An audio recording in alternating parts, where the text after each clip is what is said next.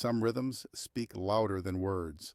When Dua Lipa walked onto the Tonight Show stage with that ethereal presence and powerful vocal energy that had made her one of pop music's most dynamic voices, nobody expected her to reveal the most heartbreaking chapter of her healing mission. Jimmy Fallon had planned an energetic interview about Dua's latest album and her global tour success. The audience was ready for the infectious beats and confident performances that always came with a Dua Lipa appearance.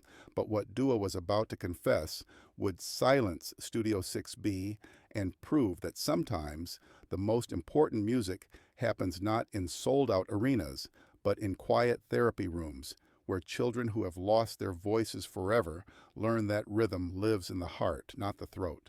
The cameras were rolling, the audience already captivated by Dua's magnetic stage presence, and then she spoke 13 words that changed everything. I teach music to kids who can't sing because rhythm lives in the heart, not voice. What came next wasn't just television. It was a revelation about communication, loss, and the sacred power of music to transcend the devastating silence that medical trauma can leave behind. Dua Lipa had always been known for her powerful vocals and commanding stage presence, the artist who turned dance floors into sanctuaries, who used her voice as both instrument and weapon of empowerment. But what audiences didn't know was that Dua's understanding of the fragility of voice had been shaped by her own terrifying experience with vocal cord damage that had temporarily threatened her career, and that trauma had awakened a calling to help children whose voices had been permanently silenced by illness, accident, or medical necessity. The Silent Songs music therapy sessions had begun 6 years earlier during Dua's recovery from severe vocal cord inflammation that had forced her to cancel an entire tour and remain completely silent for 3 months. The experience of losing her voice, even temporarily, had given her profound insight into what children faced when medical procedures or trauma took away their ability to speak or sing forever. When I couldn't sing for 3 months, I felt like I had lost my identity, Dua later explained with tears. My voice wasn't just how I made music, it was how I expressed everything I felt, how I connected with people, how I understood myself. The thought of never singing again was terrifying, but for these children, that nightmare is their reality. Permanent voice loss in children occurs through various traumatic causes: throat cancers requiring vocal cord removal, severe injuries to the larynx, neurological conditions that destroy speech function, or surgical complications that damage vocal structures. These children face not only the medical trauma of their original conditions, but also the devastating loss of their primary means of communication and self-expression. These kids are dealing with something unimaginable, Dua said with obvious emotion. They've lost their voice permanently. They can't speak, can't sing, can't call out for help or comfort. Many of them loved music before their trauma, and now they think they can never be part of music again because they can't make sounds with their voices. Dua's first encounter with a permanently mute child had been through a visit to Great Ormond Street Hospital, where she met 9-year-old Sophia, whose throat cancer treatment had required complete removal of her vocal cords. Sophia had been an aspiring singer before her diagnosis and was now facing life in complete silence. Sophia showed me videos on her phone of herself singing before her surgery. Dua remembered with heartbreak. She had such a beautiful voice, such passion for music, but now she couldn't make any sound at all, and she thought that meant music was over for her forever. She wrote me a note saying she felt like music had died inside her when her voice was taken away. That conversation had revealed the unique isolation that permanently mute children experience. Not only had they lost their primary means of communication, but they had also lost their connection to music, rhythm, and the emotional expression that singing and vocal music provided. Sophia wrote me another note that broke my heart, Dua recalled. She said she missed singing more than she missed talking, because singing was how she expressed feelings that were too big for words. Now she felt like those feelings had nowhere to go.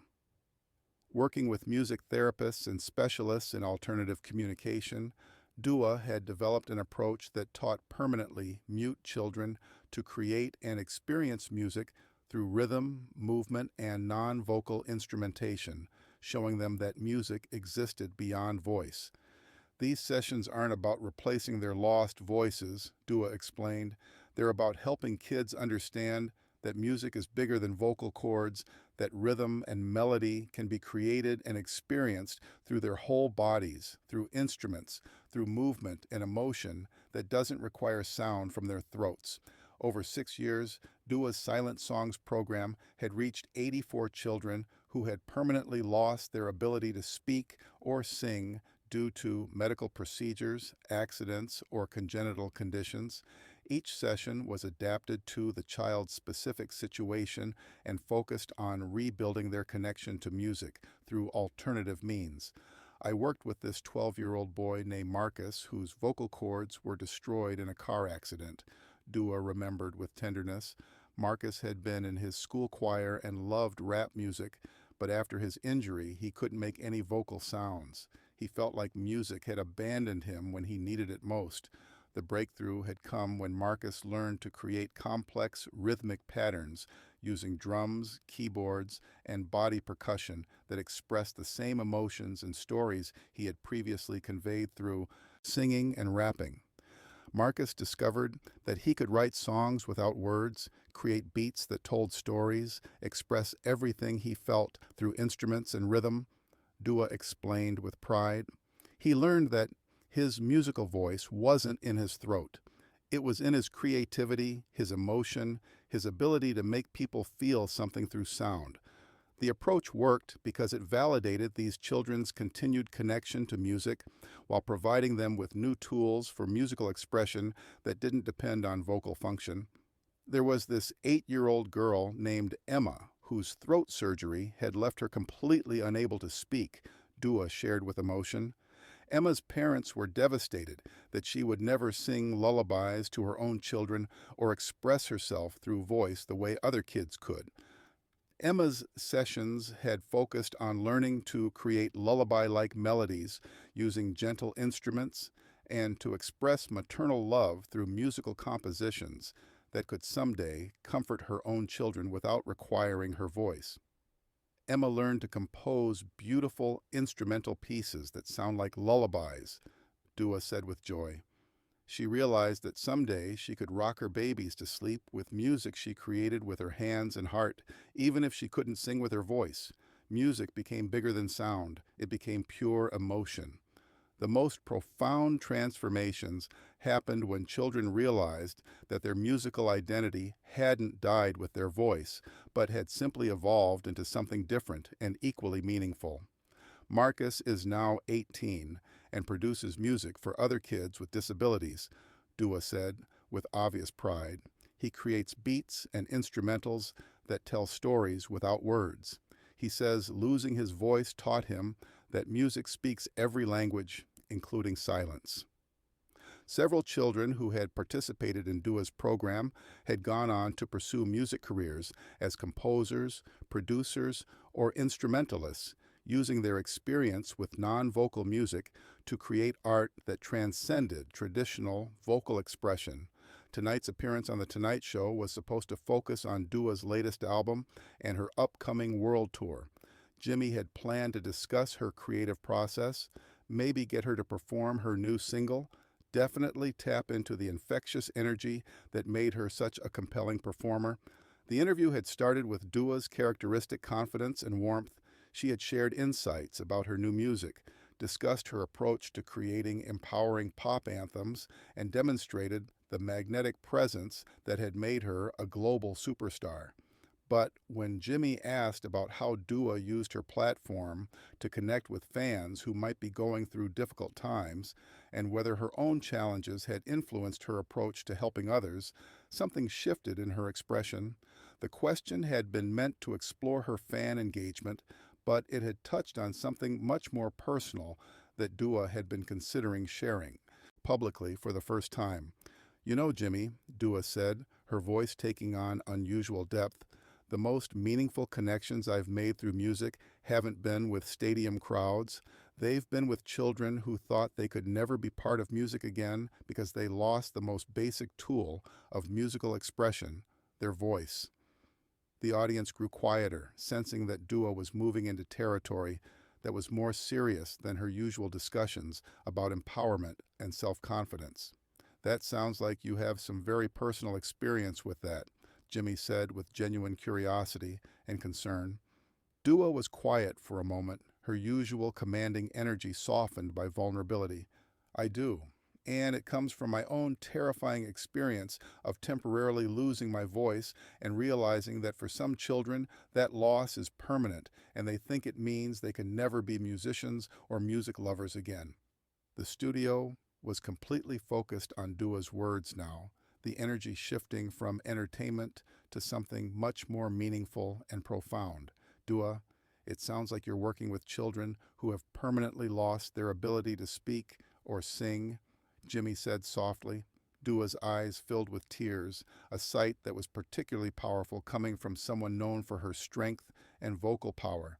For 6 years, I've been teaching music to children who can't make vocal sounds anymore, kids whose voices were taken by cancer, accidents, medical procedures, children who think losing their voice means losing their connection to music forever.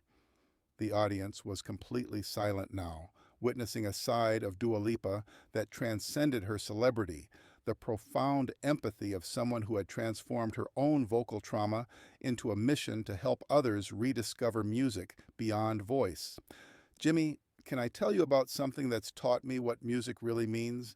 Dua asked, her voice growing stronger despite her tears. Please, Jimmy replied, clearly understanding that something profound was being shared. Dua took a deep breath and spoke directly to the camera. I teach music therapy to permanently mute children through my Silent Songs program. 84 kids over 6 years who can't speak or sing, helping them discover that rhythm and melody live in their hearts and hands, not just their voices. Jimmy's expression changed completely as he grasped what Dua was describing.